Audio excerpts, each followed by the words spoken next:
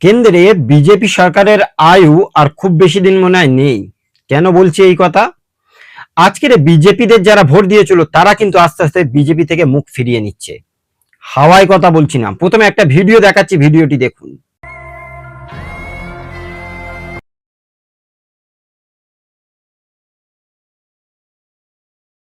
দেখলেন এই ভিডিওটি উত্তরপ্রদেশের, যে উত্তরপ্রদেশের আর মাত্র 4 থেকে 5 মাস পরে বিধানসভা নির্বাচন রয়েছে। আর এই উত্তরপ্রদেশের যোগী আদিত্যনাথ সেখানকার মুখ্যমন্ত্রী। আজকের যোগী আদিত্যনাথের মতো এত বড় একজন মুখ্যমন্ত্রী বক্তব্য দিচ্ছে, আর তার সেখানে লোকজন নেই। পুরো চেয়ার ফাঁকা, প্রচুর সংখ্যক মানুষ আসবে মনে করেছিল বিজেপি সরকার, কিন্তু চেয়ারগুলো পুরোপুরিভাবে ফাঁকা। হাতে গোনা কয়েকজন নেতা এবং লিডাররা সেখানে উপস্থিত হয়েছে। তাহলে এ থেকে পরিষ্কার বোঝা যাচ্ছে যে বিজেপির হাওয়া টাইট হওয়া শুরু হয়ে গেছে। কেননা বিগত কয়েকদিন ধরে আমরা দেখছি ছাত্র জনতা বিজেপি সরকারের উপরে যথেষ্ট রাগ এবং ক্ষোভে রয়েছে। এই বিহারের মতো জায়গাতে দেখলাম বিজেপির নেতা লিডারকে মারধর করেছে। এমনকি ছাত্ররা যন্ত্র মন্ত্রে আন্দোলন করার পরে একের পর এক রাজ্যতে বিজেপি সরকারের বিরুদ্ধে সেখানে বড় বড় সমাবেশ মিছিল হয়েছে। ছাত্র জনতা সাধারণ নাগরিক বিজেপি সরকারের বিরুদ্ধে তারা আন্দোলন করেছে। আর শেষ পর্যন্ত বিজেপি সরকারের মাথা নিচু করতেই হয়েছে ছাত্রর কাছে। যারা বলেছিল বিজেপি সরকারের কাছে কোনো পদত্যাগ বলে কোনো সংজ্ঞাই নেই, কিন্তু তারাই শেষমেশ ছাত্রদের কাছে মাথা নত করেছে। বিজেপি বুঝতে পেরেছে যে তাদের পিছনে কোনো মানুষের ভোট আর নেই। আস্তে আস্তে মানুষরা কিন্তু অন্যদিকে মুখ করার চেষ্টা করে যাচ্ছে। সেই জন্য ইচ্ছাকৃতভাবে যিনি যন্তর মন্ত্রের সর্বপ্রথম আন্দোলনের ডাক দিয়েছিল, সেই ককরোচ জনতা পার্টির দায়িত্ববান অভিজিৎ দীপকে, তাকে বিজেপি সরকার এখন ফোন করে থ্রেট দিচ্ছে, ভয় দেখাচ্ছে, বিজেপি জয়েন করার কথা বলছে। আমি বলছি না, কি বলছেন ককরোচ জনতা পার্টির ফাউন্ডার অভিজিৎ দীপকে, শুনুন প্রথমে। सर आज आपको बीजेपी की तरफ से कोई ऑफर हुई है ज्वाइन करने के लिए? अब तक धमकियां बहुत मिली कि बीजेपी में आ जाओ, अच्छा रहेगा तुम्हारे लिए, तुम्हारे परिवार के लिए। तो मुझे तो मतलब बहुत शर्म आती है कि इतने बड़े प्रधानमंत्री, इतने बड़े अमित शाह, उनके पोते की उम्र का मैं हूँ, उनके पोते की उम्र के बच्चों को इस तरह की धमकियां देते हैं। मतलब क्या क्या फायदा तुम्हारे इतने बड़े प्रधानमंत्री या गृह मंत्री होने का, अगर तुम्हें बच्चों को इस तरह की धमकियां देनी पड़ती है। कंगना रनावत এইবারে বলুন তো, ককরোচ জনতা পার্টির অভিজিৎ দীপকে বিজেপি সরকারের মাথা নোয়াতে বাধ্য করেছে। সেই জন্য এখন ককরোচ জনতা পার্টিকে ইডি সিবিআই দিয়ে তো ভয় দেখাতে পারবে না, তাকে ভয় দেখাচ্ছে ফোন করে থ্রেট কলে। তার মা বাবা অনেককে ভয় দেখাচ্ছে যাতে অভিজিৎ দীপকে বিজেপিতে জয়েন করে। কিন্তু অভিজিৎ দীপকেও একদম টিট ফর ট্যাট খুব যোগ্যতা সম্পন্ন জবাব দিয়েছে। নরেন্দ্র মোদী, অমিত শাহ তাদের পোতার বয়সের এই অভিজিৎ দীপকে, কিন্তু এত বড় বড় নেতা, এত দিগ্গজ নেতা, যাদের কাছে নাকি পুরো পৃথিবীর ভিতরে সেরা নেতা, আমাদের নিউজ চ্যানেলগুলো বারংবার বিজেপি ঢেলে বিভিন্ন গুণগান করে। আজকের তাদের সরকার কি মানুষদের কাছে 12 বছর থাকার পরে পুরোপুরিভাবে উত্তিষ্ট হয়ে যাচ্ছে? ভারতবর্ষের বিভিন্ন জেলাগুলোতে যেভাবে বিজেপির বিরুদ্ধে আন্দোলন দেখা যাচ্ছে, মুভমেন্ট দেখা যাচ্ছে, তাহলে বিজেপি সরকার কি এবার 26শে বিধানসভা নির্বাচনের পর 29শে লোকসভা নির্বাচনে আর গদি ধরে রাখতে পারবে না? যদি সত্যি সত্যি গদি ধরে রাখার হতো, তাহলে উত্তরপ্রদেশের যোগী আদিত্যনাথ এত বড় একজন মুখ্যমন্ত্রীর বিরুদ্ধে কেন মানুষরা আজকে আসেনি? তাহলে নিশ্চয়ই উত্তরপ্রদেশের মতো জায়গাতে বিজেপি সরকারের উপরে মানুষদের রাগ এবং ক্ষোভ রয়েছে।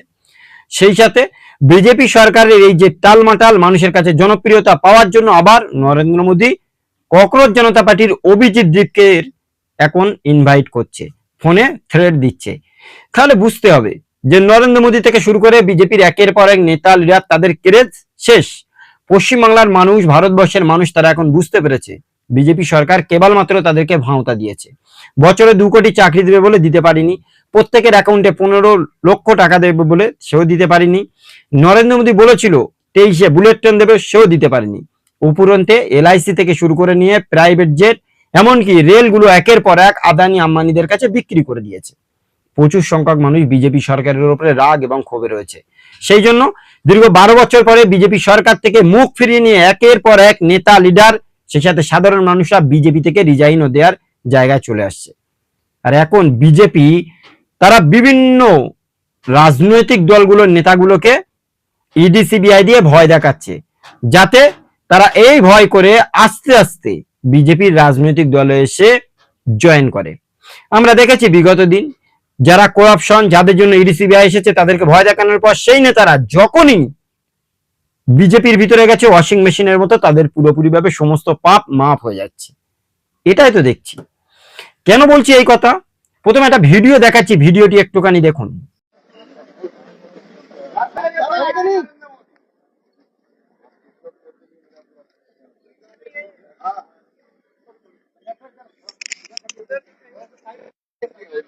দেখলেন, এই ভিডিওটি তৃণমূল কংগ্রেসের কল্যাণ বন্দ্যোপাধ্যায়ের, যিনি সাংসদের বাইরে 20 জন তৃণমূল কংগ্রেসের সাংসদ যারা তৃণমূলের টিকিটে জয়লাভ করেছে, ইডি সিবিআই এর ভয় থেকে তারা রাতারাতি বিজেপির সাপোর্ট করা, এনডিএ সাপোর্ট দেয়া, এনসিপিআই ত্রিপুরার রাজনৈতিক দলে গিয়ে যোগদান করেছে, সেই সমস্ত সাংসদদের গাদ্দার বলছে। যাদের ভিতরে আমরা দেখলাম কাকুলি ঘোষ দস্তিদার, ইউসুফ পাঠান, আখারুজ্জামান, খলিলুর রহমান, প্রচুর সংখ্যক দিগ্গজ নেতা এবং সাংসদরা রয়েছে। কল্যাণ বন্দ্যোপাধ্যায় সাসপেন্ড হয়েছে, হওয়ার পরেও লোকসভার বাইরে এসে এই সমস্ত তৃণমূল কংগ্রেসের নেতা লিডারের ছবি গলায় ঝুলিয়ে তাদেরকে বেঈমান গাদ্দার বলছে।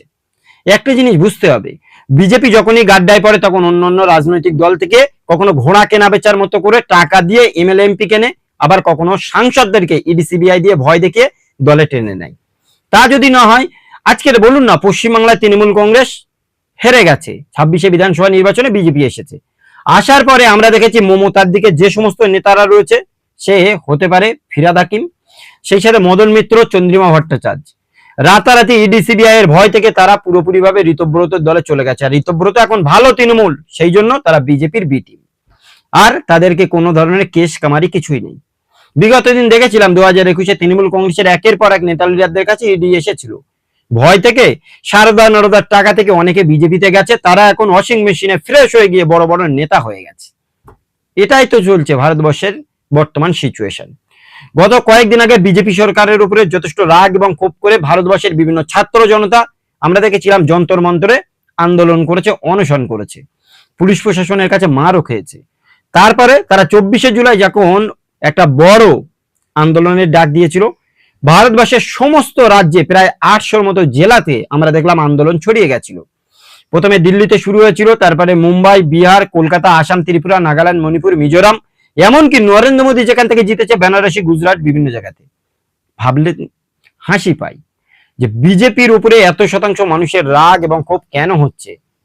আজ যে নরেন্দ্র মোদী কোনো মানুষের তোয়াক্কা করতো না, রাত 12টার সময় তিনি লাইভ এসে মিত্র, ফ্রেন্ডস করছে, তাহলে বুঝতে হবে যে বিজেপি সরকারের আয়ু অনেকটাই শেষ হয়ে গেছে। আর সেই জন্য সাংসদের ভিতরে আমরা দেখতে পেয়েছি মিমের সুপ্রিমো আসাদুদ্দিন ওয়াইসি, তিনি নরেন্দ্র মোদীকে কি বলেছেন একবার দেখুন। जमात के साथ कह रहा हूं कि आपकी मिस गवर्नेंस की वजह से कहीं खुदा ना खास्ता जो पड़ोसी देश में हुआ वो हरकत यहां पर ना हो जाए।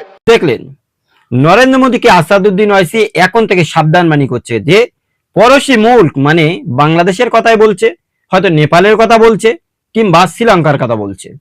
এই সমস্ত জায়গাতে ছাত্র এবং জনতা অভ্যুত্থান করেছে, সেই জন্য সেই দেশের সরকার পড়ে গেছে, এমনকি প্রধানমন্ত্রীরা দেশ ছেড়ে পালাতে বাধ্য হয়েছে। বাংলাদেশে দেখেছিলাম 5ই আগস্টে সেখানে আন্দোলনের ডাক দিয়েছিল, সেই আন্দোলনে একটা অভ্যুত্থানে শেখ হাসিনা বাংলাদেশ ছেড়ে আগরতলা থেকে হেলিকপ্টারে করে দিল্লিতে পালাতে বাধ্য হয়েছিল।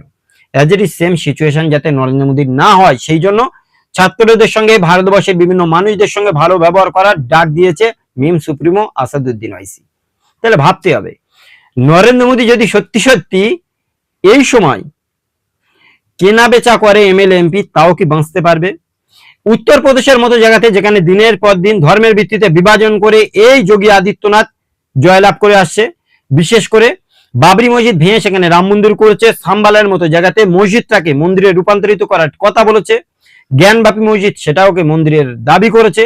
এমনকি পশ্চিমবাংলার মানুষরা, এখানেও দেখেছি শুভেন্দু অধিকারী সরকার মানুষদেরকে লক্ষ্মীর ভান্ডারের বদলে অন্নপূর্ণা ভান্ডার দেবে বলেছিল, সেটাও দিতে পারেনি খুব বেশি মহিলাদের।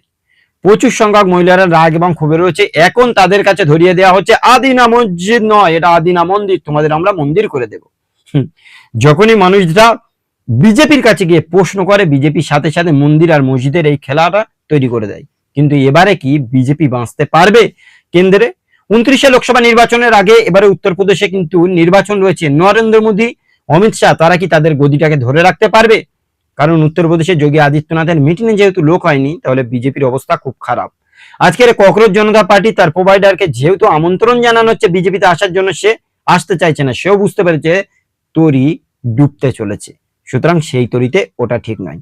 কি মনে করেন অবশ্যই এই বিষয় নিয়ে আপনারা আপনাদের মূল্যবান মতামত কমেন্টে জানান।